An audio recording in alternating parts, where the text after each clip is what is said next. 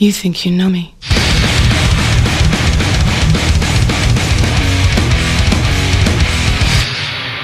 On this day. Today at Security VIP, we feature the President of AMAG Technology, David Sullivan. Get ready for nothing but the truth. In a broken dream, and we'll leave it all behind. What's going on, everyone? Welcome back to another episode of the Security VIP podcast. It's your host, Taylor May, your home for nothing but the truth. Today on this episode, the second episode of Video Back, we are featuring the President of AMAG Technologies, Mr. David Sullivan. And honestly, David, you and I honestly just met probably about a week ago. And I reached out to you on LinkedIn and said, hey, man, want to get you on the podcast. And you were gracious enough to say yes. And here you are, man. How are you? I'm good, thank you. Thank you for inviting me. I look forward to exploring with you what this is about. It's always funny when I do like introductions and like, Taylor, why do you call it nothing but the truth? And honestly, it's just because I like to have transparent and accountable conversations on the podcast. And so there's no like agenda or narrative, man. You can, again, speak as much or as little as you like. But ultimately, David, the podcast is all about promoting yourself and promoting my guests. And so that's my main intent. So I guess for my listeners, everyone knows who AMAG is in the industry, but we'll talk about AMAG in a second. But let's just talk about David Sullivan. Give me some context about who you are and what you're about. Yeah, so when I got out of school, I started out with Honeywell. I was selling fire and security systems out of Denver, Colorado, and then they moved me to California. And then I went to an independent integrator, a very small integrator that was based out of the Bay Area. I guess it misqualified by misnomer by saying it's small. It was actually one of the larger independent ones at the time. It subsequently has been purchased by Siemens, but I learned a lot about access control at that organization. We had about 9 different access control systems that we were selling, and so I really began to really have a deeper appreciation for that. And then by just fortune, I ended up moving to what was then called Hughes Identification Devices, which is now HID. And we bought the business away as a management team from Hughes Aircraft and started HID Global. And so subsequently, you see where that business is. As a management team, then we sold that. So I had a great opportunity there for about 17 years. I was there. And then after that, I went to Ingersoll Rand. I was actually running the, well, I shouldn't say that. I actually took a step outside the industry for just one little bit, which was going into animal identification. And while you think, okay, how does somebody step from the security industry to animal ID? But if you think about it, and interestingly, the very beginnings of HID go back to a business by the name of Destron Fearing. And Destron Fearing had basically 2 divisions. One of the divisions was for human identification with access cards, and the other one was for animal ID. And Hughes, back when they bought the business away from Destron Fearing because there was a divestiture of Ronald Reagan from defense industry. And so they were seeking where their chips, et cetera, were being used from a commercial standpoint. And so they bought this business and with the expectation that there would be this great future of RFID applications outside of animal ID and everything. I don't know that they really envisioned that it would really be the biggest success would be human ID, but that was the case. Destron Fearing is where I stepped away for a period of time to be the president of that business and manufacturing RFID tags and tags for livestock. Same manufacturing process, really the same everything with the exception of your customer base and your salespeople. Your salespeople are cowboys and they're dealing with ranchers and that kind of thing. Versus, the other side of the business, which is the security side. Came back into security with Allegion. Actually, it was at the time Ingersoll Rand, running their Americas group. Then left there and became a part of LLR, which is a private equity group out of Philadelphia. And they had helped a buddy of mine, Joe Grillo, start what is now Acre. Yep. And I had experience while I was over at HID internationally in the UK. I was in the UK for 7 years. And so Joe, when he was buying the business from Siemens, said, "Hey, you could help me with the due diligence over in Europe." So I came over there, and LLR then put me into being the CEO of a business out of Chicago called SDI, which is a security integrator, actually a systems integrator. And an interesting difference there, which I hadn't really understood, is that a security integrator does exclusively security integrations, and systems integrators do broad, solution sets of different things. And so I moved into that. Then after that, they moved me back into Acre, and that's how I got into Acre. And so earlier, before we started recording, you and I were talking about how I'd been a part of Acre, and so I was there. And then now, as you know, I'm at AMAG. There was an opportunity that presented itself to come on board here, and I couldn't refuse. So No, I mean, I look at your resume. I mean, 1984, David. It looks like when you started in the industry. I was born in '92. I'll tell you how young I am. But yeah, you I'm one must. of those old guys that I used to look at and go, "Really, that guy's still around?" No, man. I was gonna say you must love access control being in this industry so damn long. I was gonna say you must just love the access controls, and you probably know my dad. My dad's been in the industry for 20 plus years. Scott May. I mean, he worked at Oh, I know RS2, Scott. Open Sure. Options. Yeah, that's my fault. He worked underneath the Acre umbrella for a little bit. Now he's at Hartman. But yeah, once you're in the industry, I guess you stay in the industry. Well, funny you say that because, of course, I stepped away for a period of time in Animal ID, and then look, here I am back. Yep. I don't know if it's that you're just like, oh, I'm flipped over access control. It's just that I know it well. I enjoy it, and the more experience you gain and the better you are in knowledge associated with it, the better, where I'm at in my life right now is that if there's nothing more that I can do is in my final years of being in the industry, I want to, pass on my experience and knowledge. And so specifically to the team of people that I have working for me, I'm actually helping to give them the background and experience that I've gained over the years and try to transfer it to them. And so, that's the best part of it is being able to share things like I could tell you stories about certain things, and you'd go, "Wow, I had no idea that that's how that came about." Yeah. So, No, I mean, and I'll say like I resonate with that. I've always believed in being a continuous learner, no matter what experience level you're at, whether you're a 20 plus year vet or a first year newcomer, you could always learn and learn from practical situations, man. So I guess David, let's talk about AMAG, man. Obviously, you spent some time at Acre, and then the opportunity presented itself for you to join AMAG. So why did you join AMAG? well, I think that's a question, honestly, that I get quite often, and it's an interesting one to answer because my experience with AMAG has very many facets to it. I started out as in the early days at HID selling product to them, so they were a Right. customer, and they were one of the first customers at that time to incorporate our electronics into their plastics, which then meant that they had their own product, but it was manufactured as electronically by HID. And so that was really HID's first step into that kind of category. That we had internally some discussions about whether or not that made sense, and we ultimately obviously decided that it did.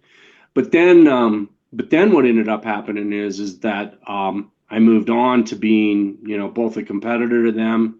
Then at one point while I was at SDI, I was a customer of theirs, um, and now I'm inside. But the bottom line is that the business itself has been around. It's one of the longest lasting access control companies in our industry. It, in my opinion, has one of the leading product portfolios and has had a leading brand recognition. And more recently, probably had lost that position and lost that recognition. The people that have been around for a long time really know AMAG and know who it is and why they are, the business itself. But so it was very attractive to me to come back in with my experience, apply it into the business, and really bring AMAG back to the forefront, which I think over the last 2 years, we've done a lot to really position it in that way. And I think people are going to be seeing, particularly in this year, 2025, a new AMAG. I know last year a lot of people commented, wow, this has a different vibe and it's a different look. But I think that people are going to really see us begin to hit our stride in 2025. And so I'm excited about that. So for me, the reason I came in was to do exactly that, bring this thing back to a leadership position that it well deserves. So let's talk about that stride, David. Obviously, IC West is the largest show, arguably next to GSX and IC East, right? But IC West is just around the corner. People mention a new look, maybe a new fresh idea coming from the company. What is that stride that you're so passionate about with the company for this year, specifically in 2025? What can people look forward to coming at the show at IC West, as well as what moving forward for the company the rest of the year? Well, I think, we had, in full candor, a product line that had really, probably not been invested in as much as it should have been, and it was starting to be a little bit old. Yeah. What one of my priorities was when I came on board 2 years ago was to really put together a good vision for the business. And in that vision, I wanted to make sure that we found a good product direction for it. Um, Things never happen as fast as you want them to. It always takes longer than you think. Right. And so what ended up happening is that finally, probably I'd say in the last quarter of last year, say around October timeframe, maybe November, we really got our vision for what our next generation of product was looking like. We had already made strides in the beginning of the year. We'd already actually, probably going as far back as late 2023, begun the steps towards where we're going to head with it. We started to put the foundation type development elements in place. And now what we have is the ability to say, here's the direction forward we're going. This is where we're going to be in 2-3 years. And here are the intermediate steps that we're going to take to get there. And so what's going to happen is now we're able to convey what that vision looks like and where we're going, and how each of these steps start to become shown to the customer where we're going and how we're getting there. And so we released a product in the end of 2024, which was OSDP 2150, which is our access control panel. It's the standard that we've had. We haven't had OSDP on that product, which is a bit surprising that we didn't have OSDP before that. But that's the first product really that's been released by AMAG in many years. And so that was our first step. We have another one coming out here in the first quarter, second quarter, which is the SR panel, which is going to have OSDP on it. And SR is a large number of our customers use that panel because it was a replacement for a Cassie Rusco system. So now all of these people that have had this old installed base are starting to see products move in the direction that lead their products more in a more advanced portfolio. And what we'll be able to do is show how then that's a step towards our future product. And I think one of the nice things, and I've seen this before in other businesses, not necessarily the ones I've been a part of, but other businesses that have had, let's say, an aging product portfolio, rather than being burdened with, oh, we got to do an iterative step to make the next change to it because it's fresh already, is that the ones that are sitting on an older portfolio can oftentimes make a leapfrog into really advanced technologies and are not held back by what their old product is. And I think that's one of the benefits that our customers are going to see. They're going to go, wow, they're really advancing this well beyond just incremental differences. This is going to be a leapfrog of difference. But it's really important to communicate to our customers that it will not be incompatible with what they already have installed. It'll be fully compatible. They'll be able to continue to move their system and migrate their system to the new system and keep any of their installed product in there already. So that, in a nutshell, is probably the most exciting things that we're coming forward with, and what we'll start seeing more at ISC West. And it's interesting you asked that question, because in our Monday meeting this week, in our executive meeting, we talked about what was our primary message going to be at ISC. So as I sit here right now, I can't tell you this is what we're going to be pointing out and this is what we're going to do. But in the next few weeks, we will have that established and begin to build on that for the show.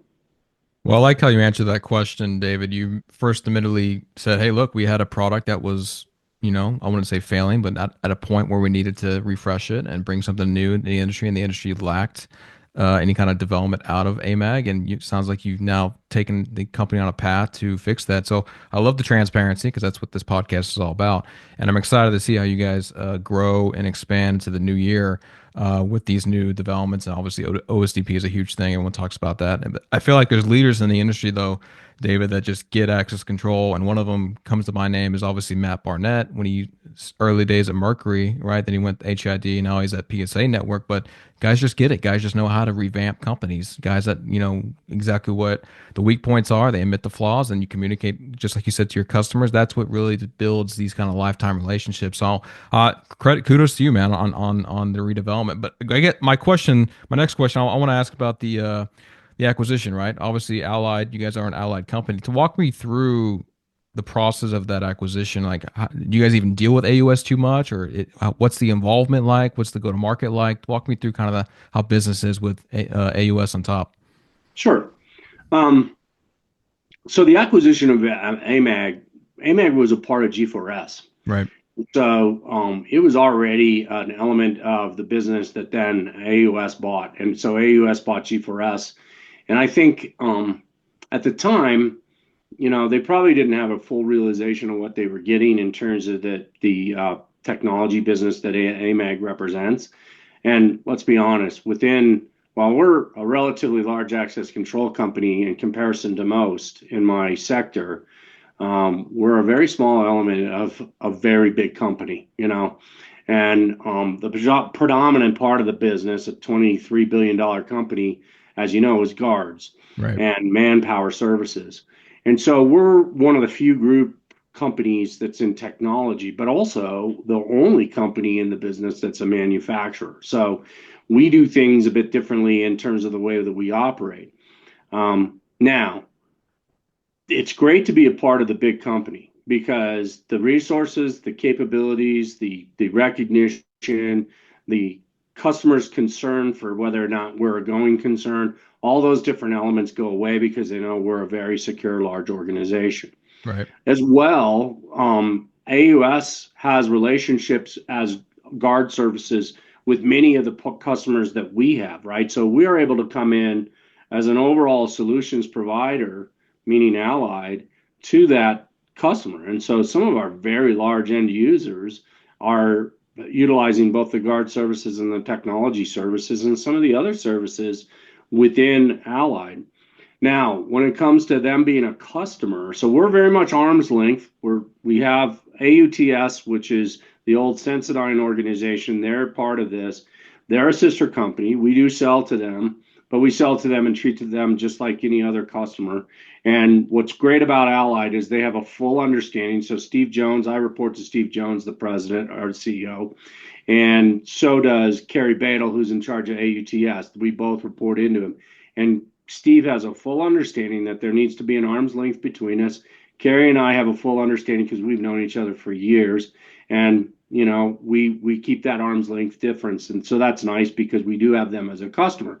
Now, obviously, there's some motivation that happens from Allied that says they'd like to see AUTS sell as much AMAG as possible. Right, of course. I'm not gonna try to say that isn't true, which we benefit from that. But we do make sure that they're treated similarly to all of our other customers.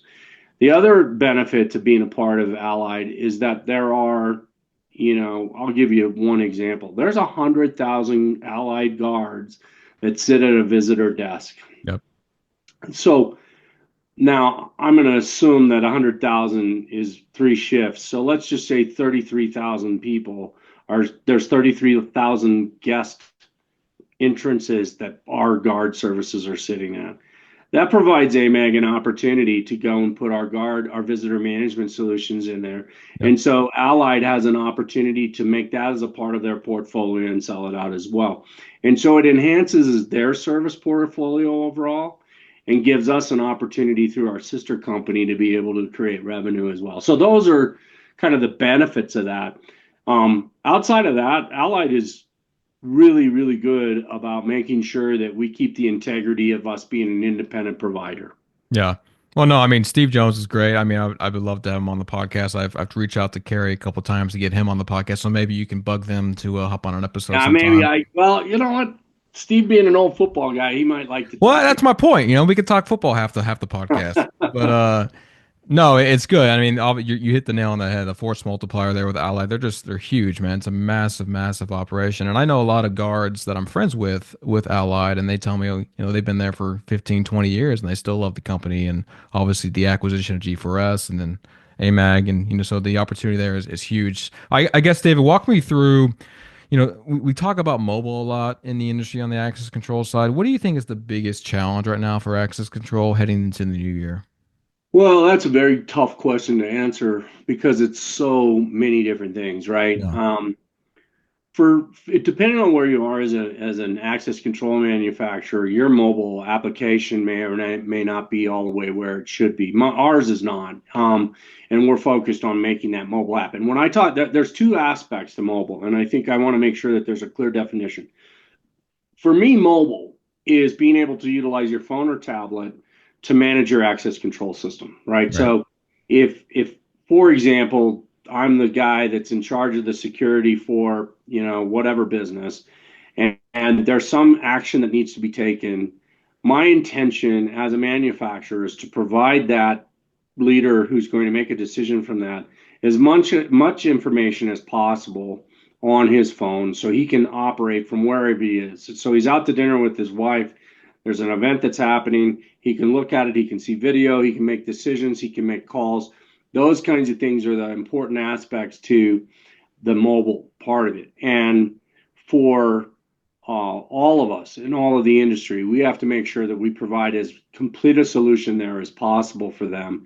And I think that we're all challenged in making that happen because some of us are still dealing with old legacy systems. Right. You want to be moving to the cloud. The more that you have the system on the cloud, the better you're able to provide that mobile flexibility, all those different aspects. The other aspect of mobile is in mobile credentials. And so when you start talking about mobile credentials, I think that the interesting thing about that, and you go back to my history with HID, we went through a transformation as an industry to go to proximity. So when I was first part of HID or Hughes, we transformed the industry moving away from Wiegand over to proximity. So it was a big transition that everybody You, moved. you know, people still use Wiegand. It surprises me today, but people still use Wiegand. Well, it's a reliable technology, Yeah. But what ended up happening is that the convenience. So I'll tell you a personal experience, and being your age, you probably won't ever know that this existed. But I used to sit there, and while I sold access control systems, I hated using them because I had to pull the card out of my wallet, swipe it Mhm. through the reader, go into the door, and I thought, you know what, I'm the branch manager here. I'm just going to use a key, and so I would use my key to go in and not use the system. And so when proximity became affordable, then it became something that was usable, right? Because now you can conceivably, if the reader is at the right height, just put your hip up to it where your Yeah. wallet is and it'll open the door. And that convenience was a big leap for the industry because it was an affordable convenience and it changed everything, right? Then the biggest transformation for the access control side, particularly from the credential side, was getting thin credentials that were the size of a credit card. And at HID, we were the first to get it to market. And it was transformational. I mean, if I told you inside stories, we could not keep up with the demand. It was so unbelievable. But that changed the way that everybody behaved with credentials. I think that mobile credentials have that possibility. The drawback right now is that not every reader that's installed in a site has the compatibility Yep. with the NFC chip for somebody to be able to use it. And so I think if you go to one of the challenges for mobile and the mobile credential side is how do we as an industry make it affordable for a user to be able to move to this new credential because they really want to. And I think that a lot of them are being forced to because the population of people coming out of colleges today that are typically your age and everything, you're used to having a phone, you're used to Yep. using it for everything that you do. And why wouldn't you use it for getting in access into your building, right? I mean, it makes sense.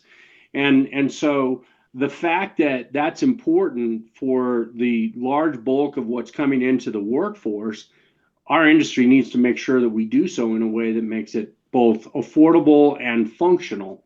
And I think that's our big challenge right now is figuring out how it can be affordable and how it can be functional. Because right now, the way that it's priced, I think causes pause for a large organization, say an IBM.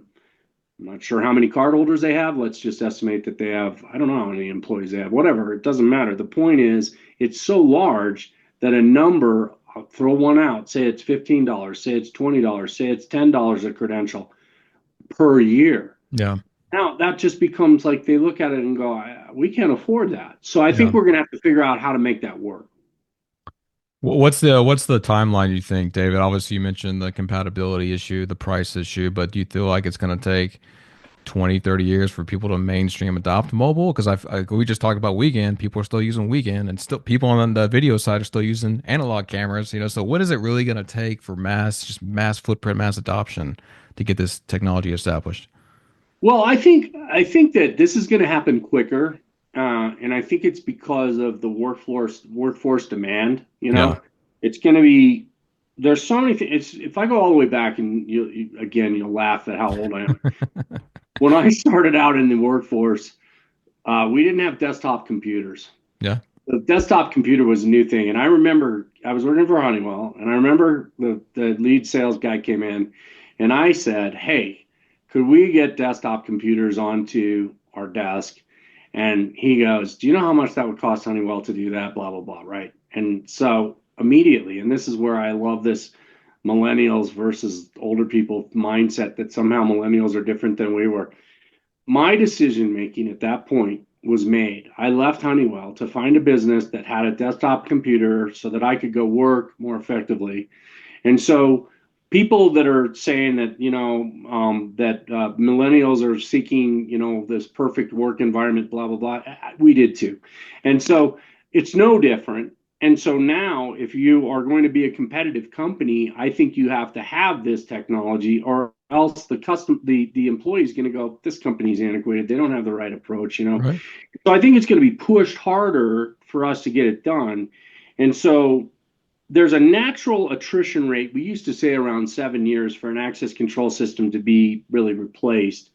The part of it that's never really been replaced much is the reader side. Because if the reader's functional with credentials and you can still get the credentials, then Right. why wouldn't you continue to use it, right? There's Right. no downside to having that. If there's a security risk, then it's a problem. But outside of that, and even with the security risks that exist, a lot of people ignore that. But I think that there's going to be a workforce demand for it, and I think that there's going to be enough of an opportunity for other applications outside of just gaining access into the building for that digital credential to function a lot of different ways in the workplace environment, that I think that it's going to be an immediate thing that says we need to put this reader in place and go. So when we talk about the slow transition of our industry, this one might be faster, but maybe 10 years or less. I'm going to say 5 to 7 years, you're going to see a large percentage of installations with mobile credentials. Well, I mean, the fact of it is the major tech players outside of the industry are always evolving and growing. The Googles and IBMs of the world, the Amazons, right? And so naturally, the security industry has always been playing catch up, and unless a tragic event happened, whether it's 9/11 or it's COVID or it's something horrific for it to say, hey, we need to evolve here. But I tend to agree, and it's funny you bring up the whole generation disconnect thing. I've been guilty in the past of calling out the older generation of being reactive in their mindset, but you're definitely not like that, which is I like having this conversation and meeting you because my dad's 60. He's the same way. We should always be looking to advance and at the forefront. But I just you're find it funny because everything that I've ever heard, I listen to that and I just kind of reflect on my own life and I go, I kind of think I was that way at that age. guilty as charged, man. So a couple last questions here, David. It's funny. I look at your resume. I see obviously the heavy hitters on there, also Obloy's on there, HID, Acre, etc. Who's your biggest competitor, man? Who you going up the bat with right now at AMAG? Well, the big thing that we have, I mean, there's no doubt that one of the largest players in our sector is Lonel. Right. Lonel is a very strong player. Um, They're big, they're important. Genetec's important. Brevo. There's different reasons that people are buying those systems, and we're going to try to fit into that.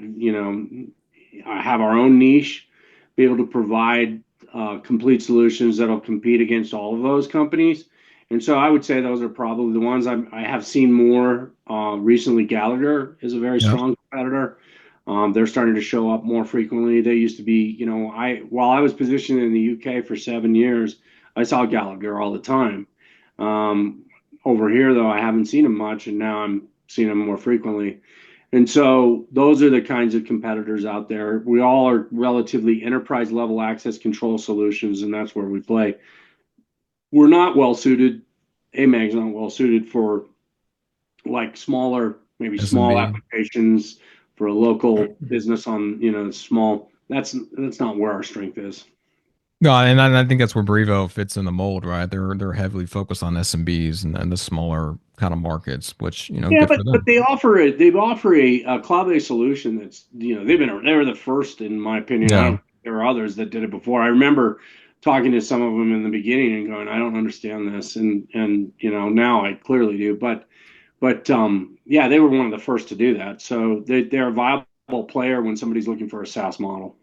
Yeah, and it's funny, man, because people talked about cloud when I first joined the industry over 12 years ago, and cloud was still new. I would argue people don't even know what cloud is today. But what's funny, I've had this conversation multiple times. I speak with a lot of casinos. I'm very heavy in the casino industry, and it's predominantly been an air gapped on-prem environment. But a lot of the casinos nowadays are moving to the cloud, whether it's video for retention or access control. They're moving to the cloud, which is funny. So it's kind of it's good to see that shift now happening a little bit. I think the thing that is, I don't know why this exists in our industry, but it does.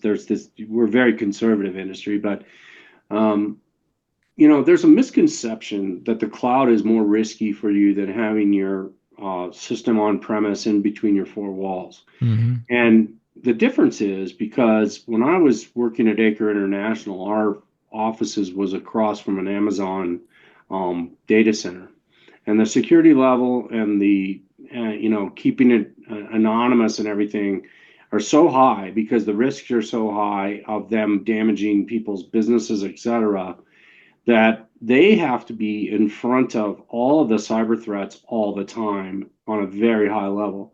And so in my opinion, your highest level of security exists inside of the cloud, because those companies, their whole livelihood depends on making sure that that data is secure. Yeah. Whereas if you're on-prem, it's your responsibility to make sure that you have all of the firewalls and everything current and protecting all your data and everything.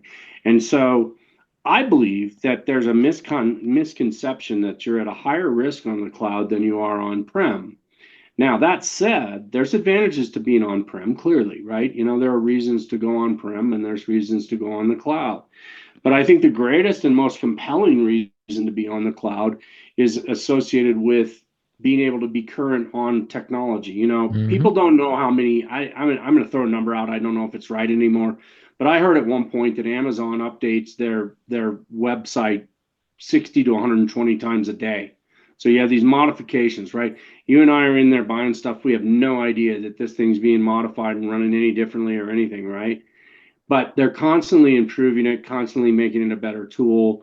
And the same thing's true of anybody who's developing software for the cloud. You can provide the user a constantly better product, constantly better security, constantly better everything, right? And if you do so well, you do so transparently, the user doesn't know that it's happening. And so that advantage, along with the security advantage, I think are great. And I'm not there. We're working towards this. We have some of our products on the cloud, but this is the direction I think everybody in our industry is either there or going.